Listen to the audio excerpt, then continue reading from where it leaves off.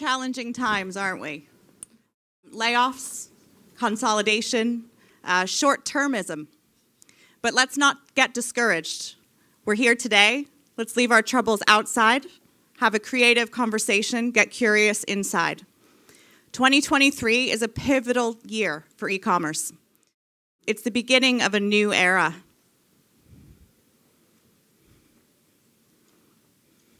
The market is more saturated than ever. It feels like everyone is buying or trying to build search solutions. Many platforms are pulling search into their main capabilities, but it's still lacking. Why?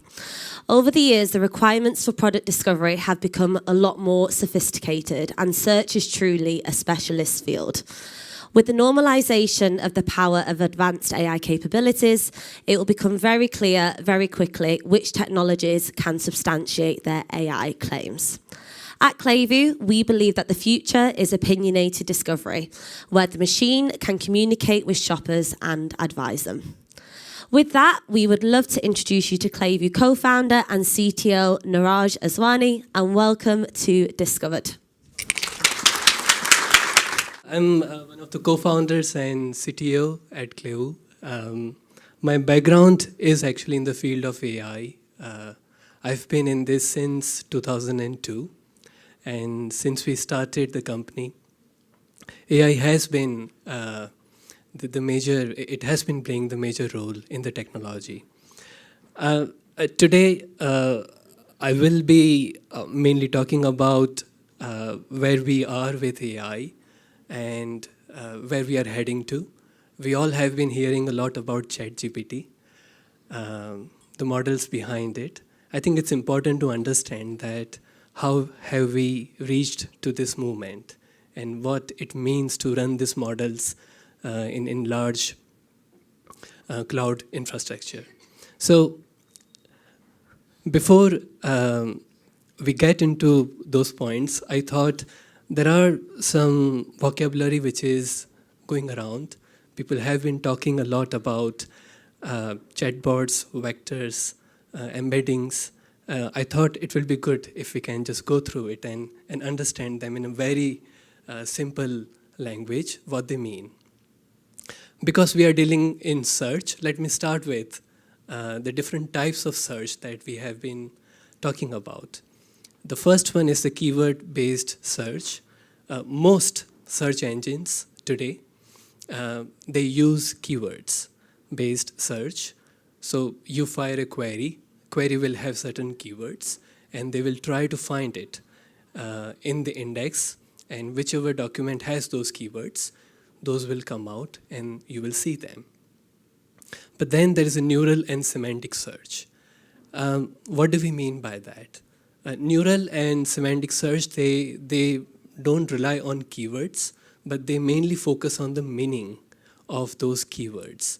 And they try to find something that's similar found in the index.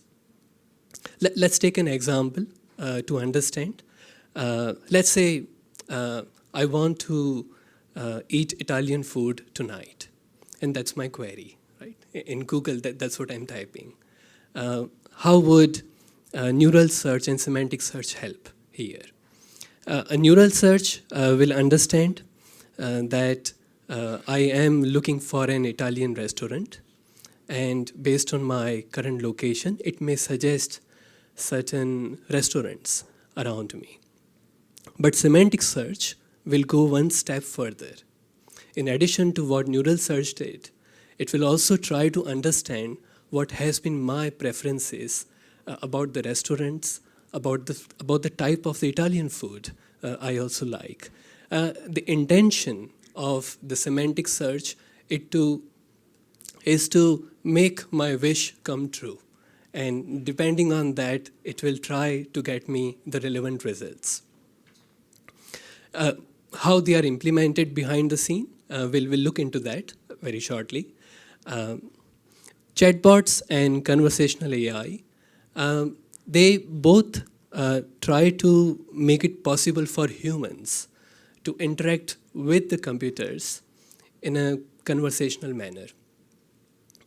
Chatbots are more kind of static. They produce more kind of static responses. Whereas when you talk about conversational AI, they understand the human language, and the response that they produce is also something that's very natural. And we all know ChatGPT is a wonderful example of a conversational AI agent.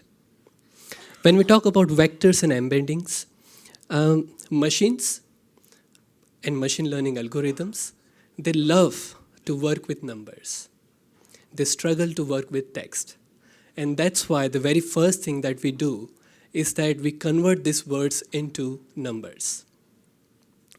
A set of words converted into numbers is something what we call a vector.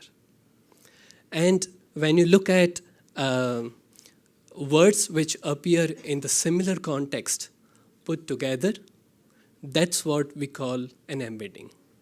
What does it mean? If we are mentioning a mouse, a relevant word would be cheese or a trap. Right? So you will see a set, an array of words or numbers representing mouse, cheese, and trap all appearing together. That's what we call embedding. When we talk about deep neural networks, neural network is one type of machine learning algorithm which has a structure and functioning similar to our brain. Like on day-to-day basis, we receive so much input through our senses and we process it bit by bit. Our brain processes it bit by bit, and it makes certain decisions based on that. When we talk about the neural network, it has a similar structure. It has something we call neurons or nodes, and they also do exactly the same thing. They take inputs from outside, they process it bit by bit to come to some sort of decision. How this neural network actually works, we'll see later on. But that is what we need to understand, that it is similar to our brain. And it is processing this information bit by bit to come to some sort of decision. Finally, when we look at generative AI and transformers, as the name suggests here, generative AI is a type of an artificial intelligence which helps generate new things. It may be a text that it's generating, it may be an image, it may be a new video, anything. Artificial intelligence that generates this new thing, we call it generative AI.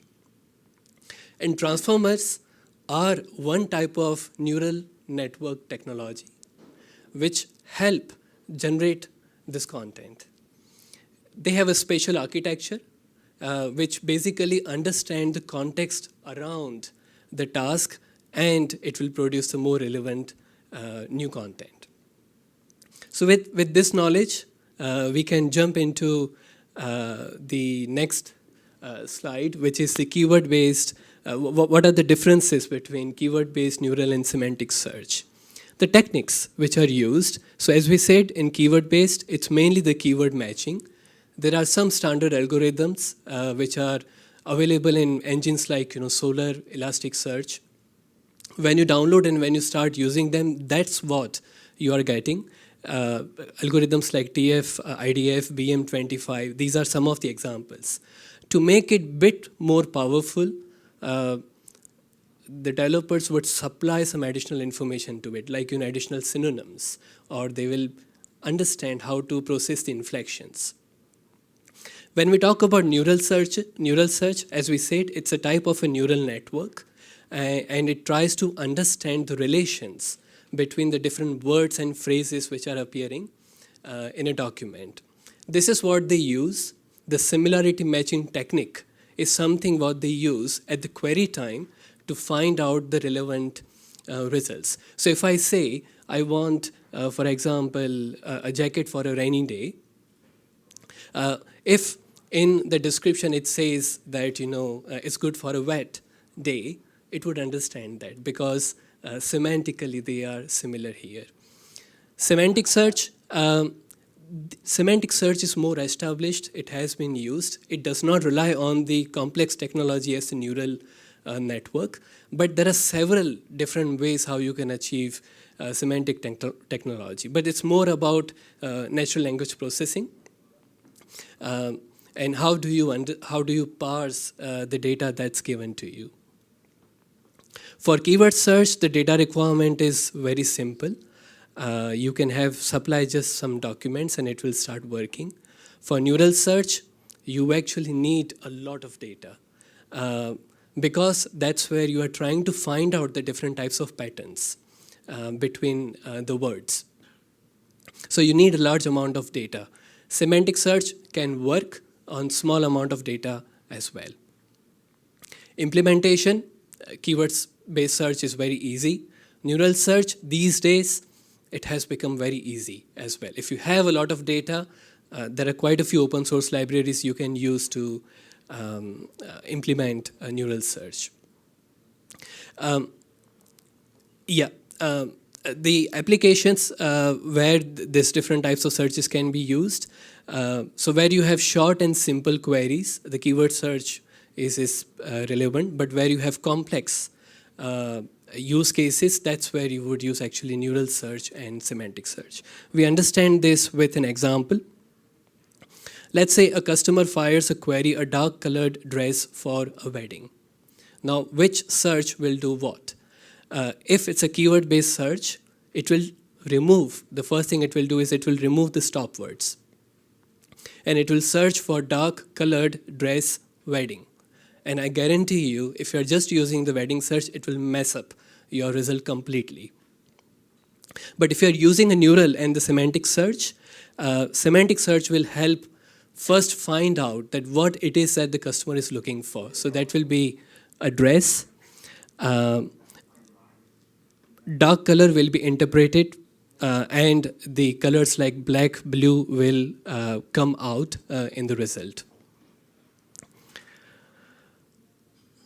But there are still several questions to be answered.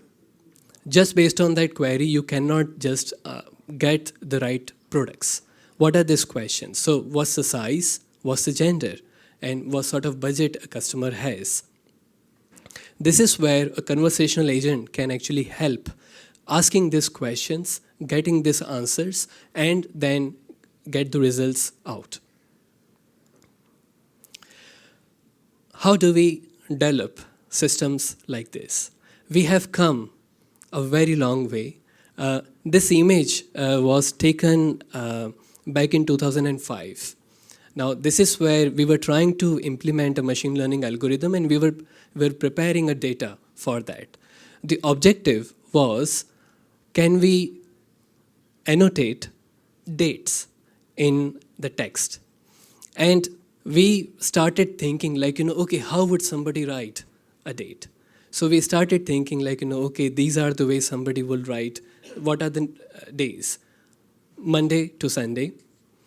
What are the months? January to December. How do people write it? And then we came up with a pattern where we said day followed by month followed by year.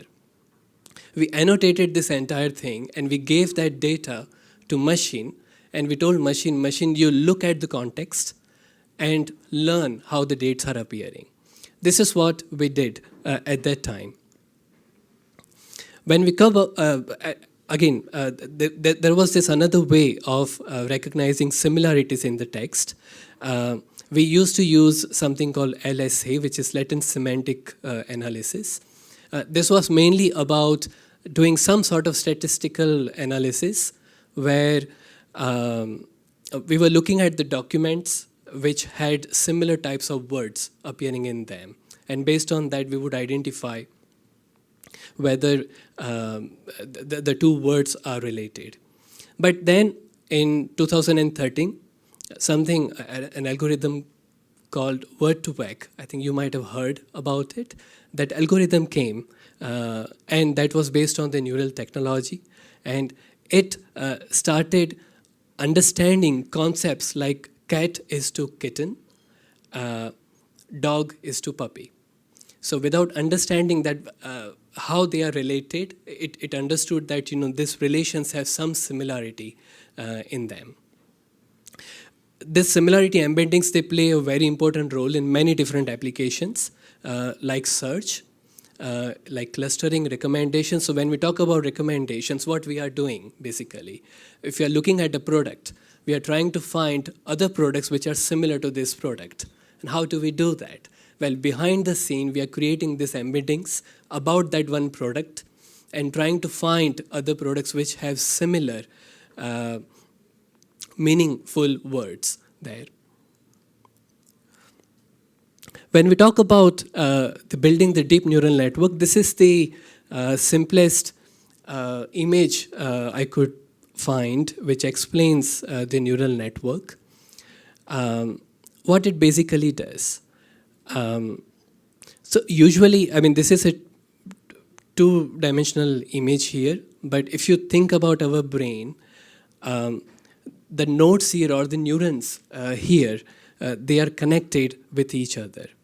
Let's take an example. So we want to predict a weather forecast, right? So some input we are taking, like temperature, humidity, pressure, and some other parameters which are related to the prediction of weather forecasting.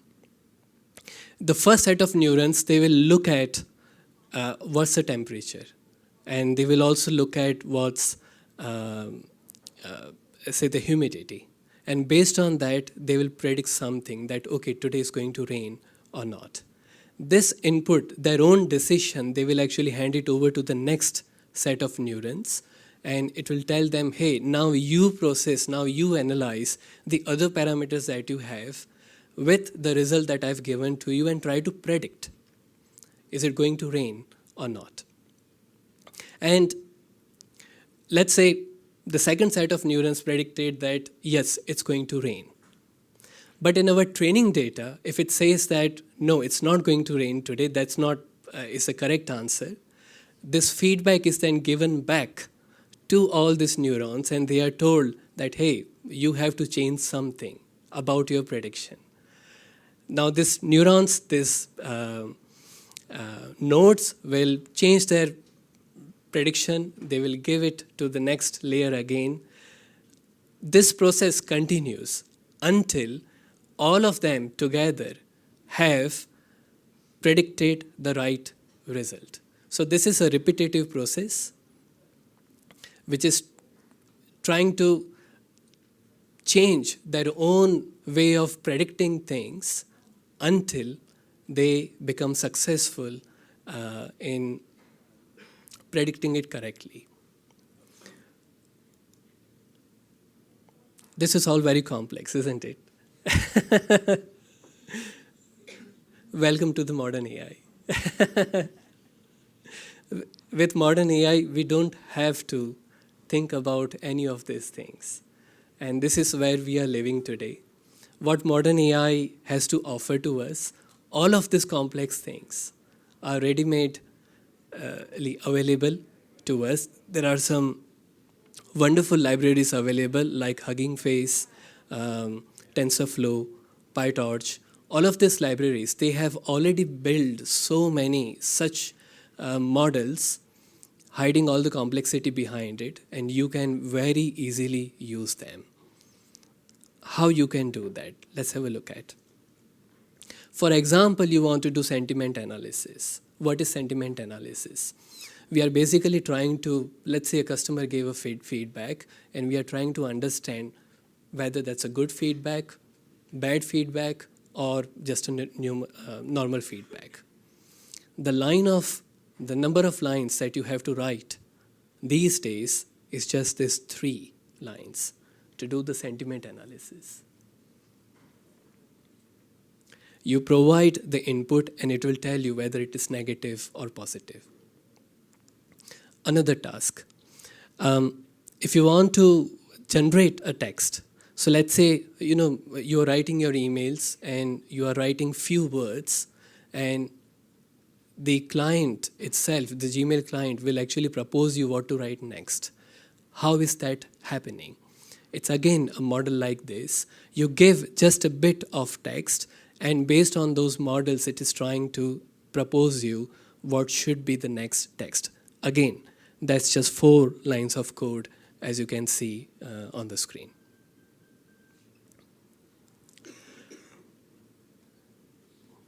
Question answering. With ChatGPT, that's what we are doing, right? We are asking questions and ChatGPT is coming back with the answers. How is it predicting those things?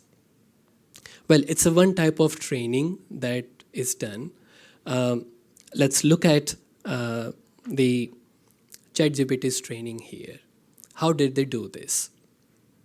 So they took 7,000 unpublished books and a lot of Wikipedia articles, and they gave to a machine. Machine is nothing like a baby, and that machine was just reading that content, just reading it.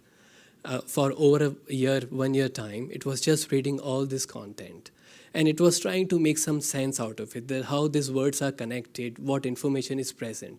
That's like learning a language, right? Which nobody has to teach, but a child learns when staying with their family, with their friends, they would learn about natural things.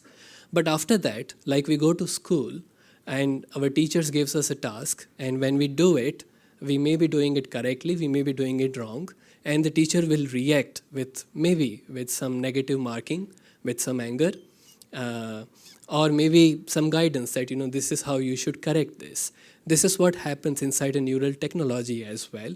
So for 6 months, OpenAI guys, they actually interacted with the machine. They gave him feedback that, what you are doing is correct, what you are doing is wrong. And, we don't know what you have done is how you can correct it, but you have to figure it out. What sort of responses they trained it on, that's what we call prompt, right? So they taught them things like, how to write an essay or how to solve a problem. These were the type of examples they gave it to this neural machine, and the machine automatically has learned over the 1.5 years of period how to understand all this question answering thing. We all have used ChatGPT and we all know how powerful that is, but there are certain limitations to it. As I said, there were certain people who actually gave the feedback to this. And these people might have their own understanding. These people might have their own biases. How they have given the feedback is what we will get answers from this ChatGPT. So even though it's wonderful, it's very powerful, but we have to be cautious when we use them. And we should be making our own decisions whether what it is producing is correct or not, at least at this stage. They say ChatGPT, the GPT-4 version, has become a lot more powerful. It's addressing all these different issues, but still, I think we are in a very, very early stage of utilizing this technology, so we have to be very, very powerful. The another limitation here is the machine which is producing this answer, it doesn't know what it is doing. That's another reason you have to be very careful in how you use this data. And similarly, there are several other limitations to it, and because of that, it still requires a lot of research, and we just look forward to it. But what has come out, we know it is immensely powerful, and there are certain applications where this can be used. For example, e-com. When we talk about enriching our catalogs, which we have been doing for last 7 years, introduction of this powerful OpenAI algorithms is helping us to make it even better. Text to image, I don't know if you have tried a system like DALL-E 2, which given some description generates some wonderful images. By the way, some of the images in this presentation, they were generated using that AI presentation, AI models over there. So if we look at the industry, currently we know ChatGPT. That's the one system we know. But there are hundreds of such models available.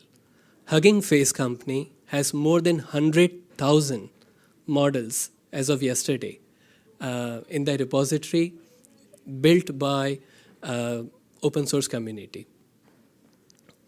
There are some unicorn company status, companies with the unicorn status, OpenAI, Hugging Face, those are some of the companies which have done wonderfully well in this area. So, here we are, and what will happen in the future? This is my take on this. I may be completely wrong. But I feel that it's not one model world. There are 100,000 models available in the repository, and each of them is doing something different, something wonderful. The future is going to be where we combine all these models together and try to make something really wonderful. Imagine a robot which has not only the power of ChatGPT, but it also understands how to analyze images, how to combine that knowledge with the textual interpretation. And that's what we saw one example in GPT-4, the ChatGPT's latest release. As we discussed, security, the information that it's producing, it's something to be careful about. And because of that, I personally feel that in the coming days, there will be a lot of investment happening in that area, in AI security.